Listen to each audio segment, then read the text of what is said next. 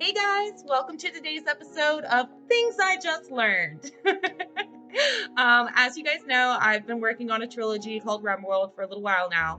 I'm in the editing and revision stages of the first book and have been for about a year. I know, bad. Anyway, though, I sent out the first 10 chapters to a few friends on Twitter, some critique partners, to kind of get their input. And one critique partner in particular went through line by line and it just gave me lots of great advice, pointed out things that I wasn't even thinking about. So I really feel like implementing his advice is going to really tighten up my writing and make it more appetizing to both my readers and agents. Because as we all know, the first chapters is your hook. That's what's going to draw in your readers, and that's also what's going to catch an agent's interest. So, well, the first thing that I learned was move the mystery. With Julian, there's a lot of mystery surrounding him because even though he's the main character and we know everything that he knows, he doesn't know anything. Julian wakes up in RemWorld with no memory whatsoever. None. He knows his name. That's basically it. And then it slowly, throughout the course of the book, he starts regaining his memories. So at the very beginning, he doesn't know anything. In the first 10 chapters, he knows a little, but not enough. The pitfall that I ran into, and I do this a lot because I don't know when to quit, my mystery just dragged on for the full 10 chapters. Now, keep in mind, this is 35,000 words.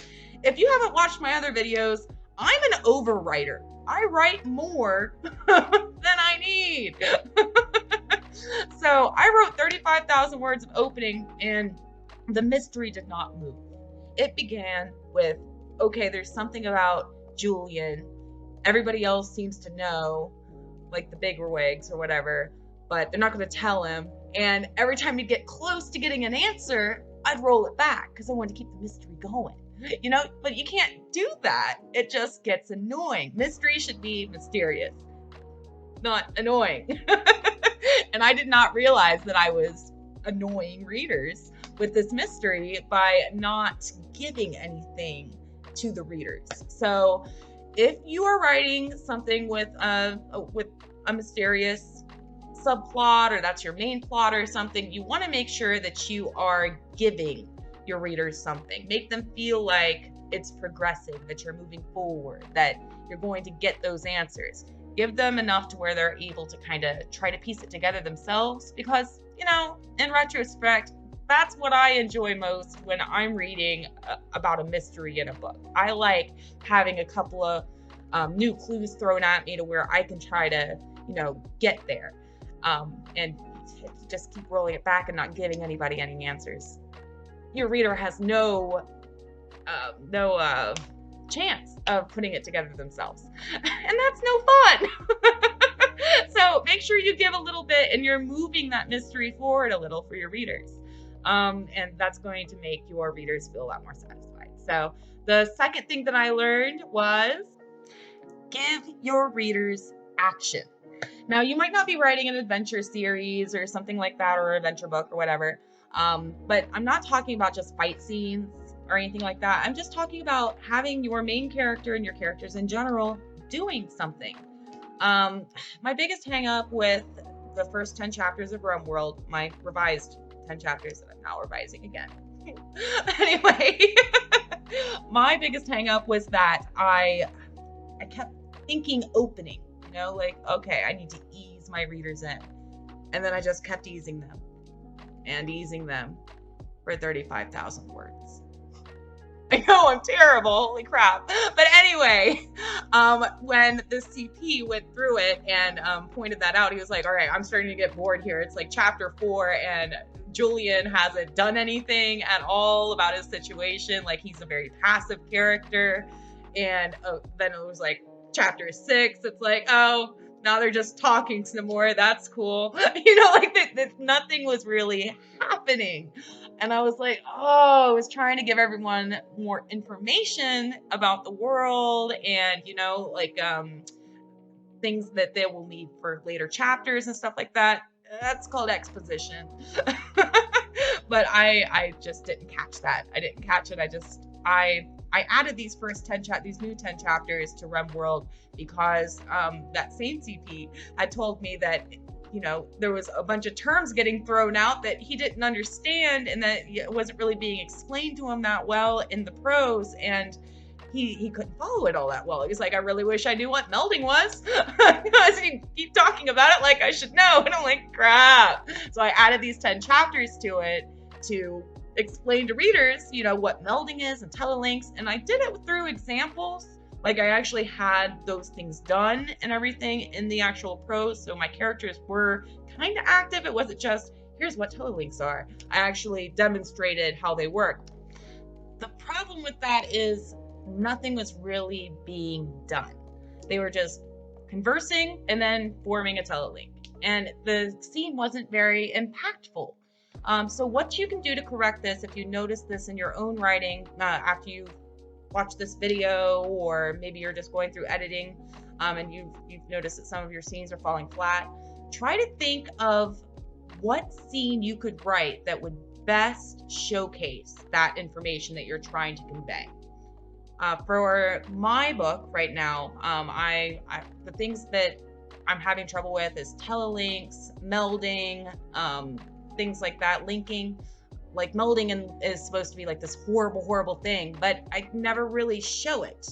So what I'm going to do is I'm going to put my main character and his kind of friend in a situation where they're outside of the HQ where they've been the entire 35,000 words, and come face to face with the big bad. And from there, now my readers are going to be like, oh, now I want to know why this guy's so invincible, and like, he can't be beaten or whatever. And now we're going to care about melding, and I can explain melding right after a huge, active, exciting scene where the danger is clear and evident to my readers because my main character is experiencing it.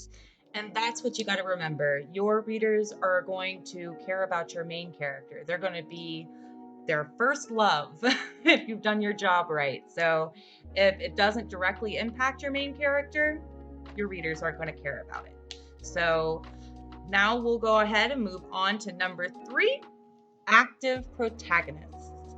Now, I kind of mentioned this a little bit in the last little, like, number 2, I think it was number 2. Anyway, but if your main character isn't making any decisions or anything like that, just kind of like going with the flow and just kind of being pushed around by everyone, especially in like the first few chapters, that's an issue. And I had trouble with this because my main character is a funeral director from the 18th century, very polite, very prim. And now he's thrust into this freaking world with rock monsters and lizard people and shit. Excuse my language. And I felt like he wouldn't really be all that assertive because he's in this strange and unfamiliar place, and he's at the mercy of these people, But the trick is that even if you do have a passive character by nature, someone who is, a little more reserved and shy or something like that, you can find other ways to have them make decisions and have them be more of the pilot of their story instead of just a passenger, because that gets annoying to some readers, I guess. I guess it would annoy me too if I was starting to read a book and the main character was just kind of like, okay, I guess, we're just doing whatever everybody else says the entire time. That would be really annoying. Even for the first few chapters, that would get old fast for me because I like assertive characters. And I like writing Julian when he finally comes into himself and he's just kind of like, nah, I ain't taking shit from nobody. All of you can just shunt off. Oh, I love it. Anyway, I am getting sidetracked. So if you have a more reserved, kind of shy character, and you're not sure how you can get them to take more control in their story, try just having them make more decisions. You know, it doesn't have to be like they just stand up and be like, all right, this is what we're doing, and they just take control of the entire crowd or anything like that. You don't have to completely change their character to get them on board and making decisions for themselves. It can be something as simple as, okay, no, I'm not taking this anymore. I need you to start answering my questions. I deserve to know what's going on. Or it can be a moment where they decide that they are going to stealthily sneak away, to go and do something that they want to do instead of just doing whatever everyone else is doing. See, that's still kind of like a passive, shy character, someone that's avoiding conflict, but at the same time, they're making their own decisions just in the way that their character would be able to take control. So yeah, you don't have to completely rewrite your character to accomplish this. Just find other ways. Think of how like a shy person, someone that is reserved and tries to avoid conflict, whatever your character might be, if that describes your character at all, what they would do to get their way. They're probably going to be a little sneaky and surreptitious. Surreptitious. Surreptitious.